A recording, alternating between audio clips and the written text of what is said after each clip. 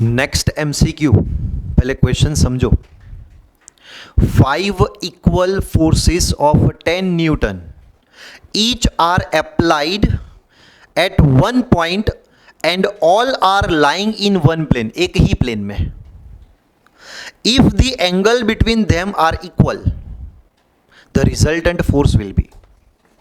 मान लो मैं पहले 5 नहीं 3 फोर्सेस दे रहा हूं एंड तीनों फोर्सेस के बीच का एंगल सेम है एक प्लेन में, तो आप बताओ 2 फोर्सेस के बीच का एंगल कितना हो गया?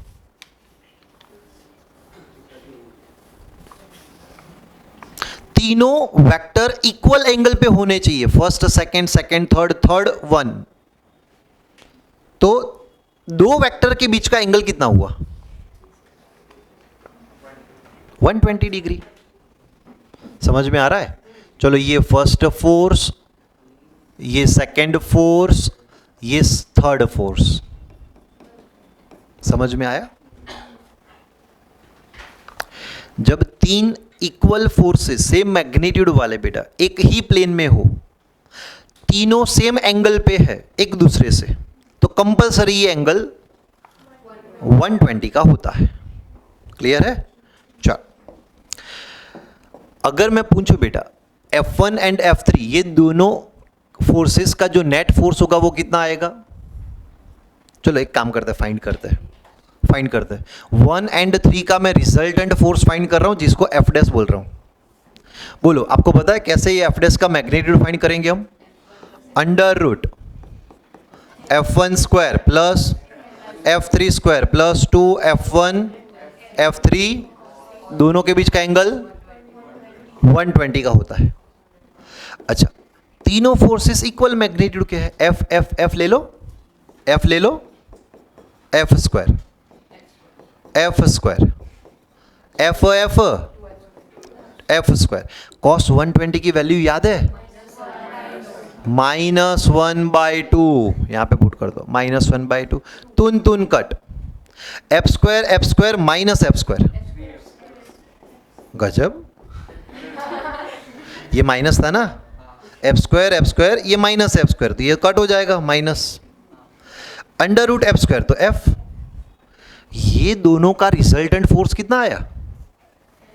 F आया, एंड वो इस डायरेक्शन में। अच्छा, इसका मैग्नीट्यूड कितना था?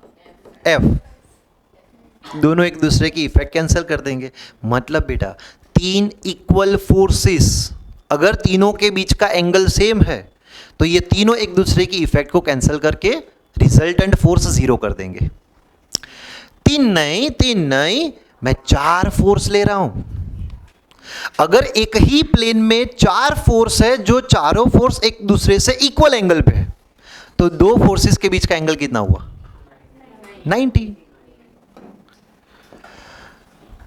चलो, तो ये फर्स्ट फोर्स, ये सेकंड, ये थर्ड, ये फोर्थ, ये दोनों एक दूसरे की इफेक्ट कैंसिल करेंगे, ये दोनों एक दूसरे की इफेक्ट कैंसिल करेंगे, तो नेट फोर्स 0 मिलेगा। 4 नहीं 5। अगर बेटा 5 इक्वल फोर्सेस सेम प्लेन में है एंड सारे के सारे फोर्सेस एक दूसरे से इक्वल एंगल पे है, तो कंपलसरी एंगल कितना आएगा? 72। ये सेकंड, ये थर्ड, ये फोर्थ एंड ये फिफ्थ, ये एंगल बनेगा 72 डिग्री। 360/5 कर दो, यहां पे ऐसा ही किया था।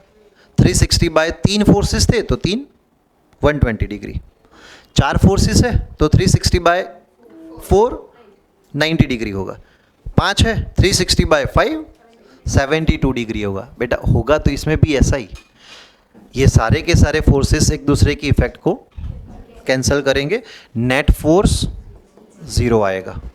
अगर मैं 6 फोर्सेस ले लूं, सारे के सारे फोर्सेस एक दूसरे से 60 डिग्री एंगल पे होंगे।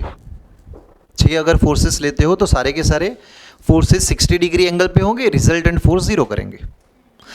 7 8 10, एक काम करो 100 फोर्सेस ले लो, 100 फोर्सेस ले लो एक प्लेन में, तो 2 फोर्सेस के बीच का एंगल कितना आया? 3.6 डिग्री।